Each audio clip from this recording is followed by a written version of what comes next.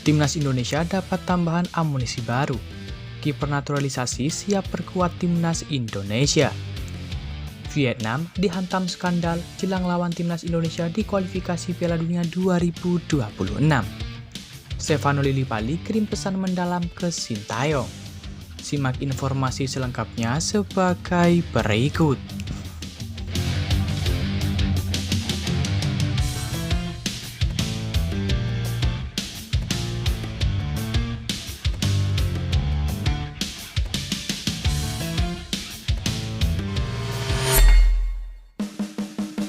Timnas Indonesia mendapatkan kabar baik karena proses pengembalian status warga negara Indonesia atau WNI yang dilakukan Sirus Margono selangkah lagi akan selesai.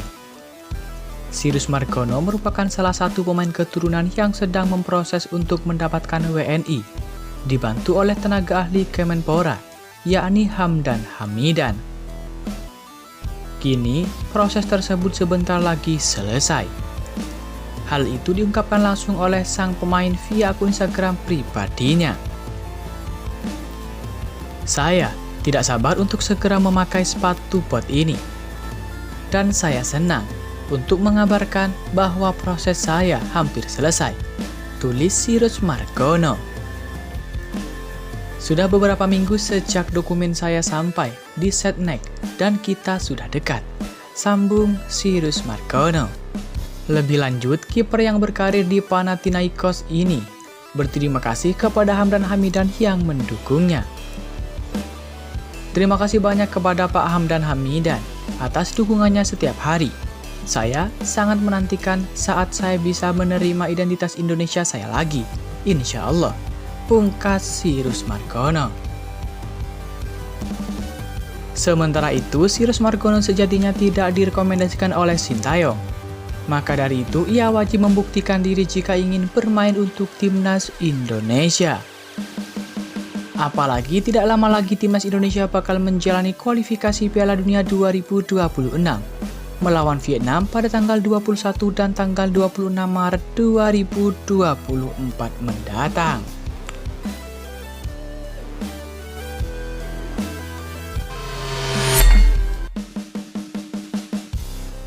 Timnas Vietnam diterpa kabar buruk jelang menghadapi Timnas Indonesia pada laga lanjutan Grup F kualifikasi Piala Dunia 2026 zona Asia. Timnas Vietnam akan bertandang ke Stadion Utama Gelora Bung Karno, Jakarta pada tanggal 21 Maret 2024. 5 hari kemudian, gantian mereka yang menjadi tuan rumah. Jelang laga tersebut, sepak bola Vietnam diganggu skandal memalukan, yakni adanya praktik pengaturan skor. Kasus itu terjadi di Divisi 1 Liga Vietnam.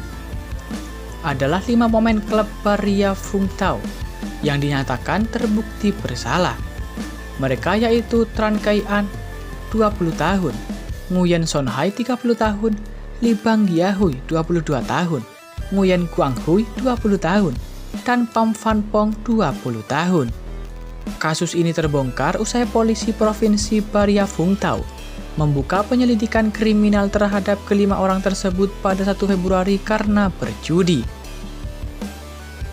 Pihak berwenang terus memperluas kasus ini untuk mengklarifikasi tanda-tanda kriminal lainnya. Menyusul kejadian tersebut, BRVT memutuskan kontrak dengan kelima pemain tersebut. Berdasarkan penelusuran awal, pada laga BRVT kontra Danang di Stadion Paria pada tanggal 24 Desember 2023.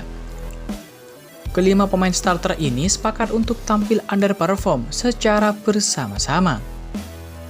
Sebelumnya mereka telah memasang taruhan pada tim lawan untuk memenangkan pertandingan, alhasil klub mereka kalah 1-3. BRVT didirikan pada tahun 1991. Tetapi dibubarkan pada tahun 1997. Pada tahun 2006, Komite Rakyat Provinsi menyetujui proyek untuk merevitalisasi klub agar dapat bermain di Divisi 3. Pada tahun 2010, klub ini dipromosikan ke Divisi 2 namun dibubarkan kembali pada tahun 2012. 5 tahun kemudian, tim ini kembali dibentuk dan dipertandingkan dari Divisi 3. Kemudian naik ke Divisi 2 pada tahun 2018 dan ke Divisi 1 pada tahun 2020. Sepak bola Vietnam telah menyaksikan beberapa insiden pengaturan pertandingan seperti ketika Nguyen Quoc Phong dan rekan satu timnya terlibat dalam pengaturan pertandingan di SEA Games 2005. Juga di musim divisi pertama ini, Dong Nai memutuskan kontrak dengan 4 pemain karena berkinerja buruk dalam kekalahan 0-4 melawan BRVT.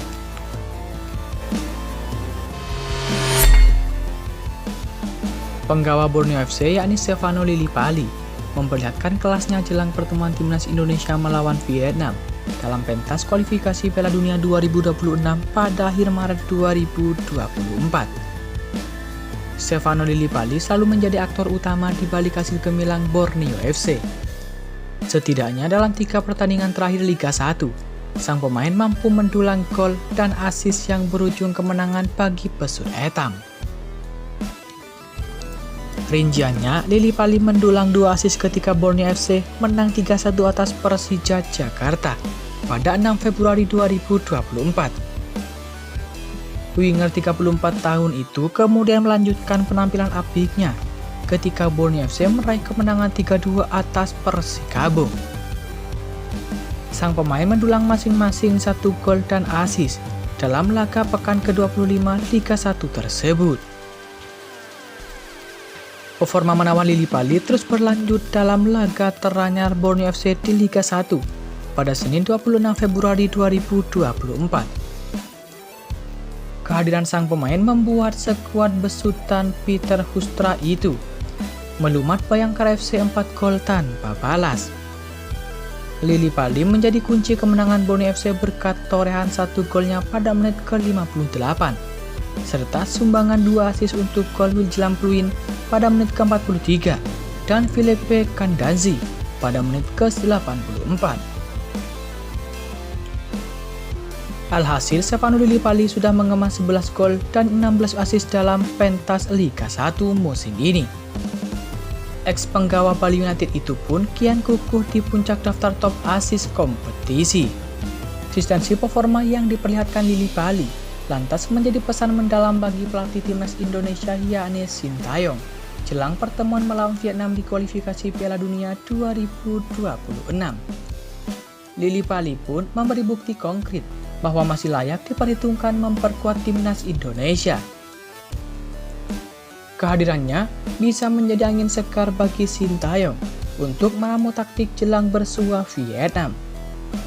Pasalnya, kali terakhir Lillipali membela timnas Indonesia adalah ketika bersua Turkmenistan dalam agenda FIFA Matchday 9 Agustus 2023. Meski hanya bermain 19 menit pada babak kedua, Stefano Lillipali mampu menyumbangkan 1 assist dalam kemenangan 2-0 Garuda atas sang lawan. Selebihnya, Lillipali sudah tidak dilirik Sintayong, meski memperlihatkan performa ciamik di Liga 1. Dia selalu absen dalam beberapa laga timnas Indonesia, termasuk dalam gelaran Piala Asia 2023. Sintayong pernah mengungkapkan alasan mencoret Lillipali dari berbagai agenda timnas Indonesia. Momen itu diungkapkan sang pelatih jelang perhelatan Piala Asia 2023. Juru taktik asal Korea Selatan itu menilai Lillipali tidak layak secara fisik untuk berkompetisi di level internasional sebab kondisi kebugarannya belum siap.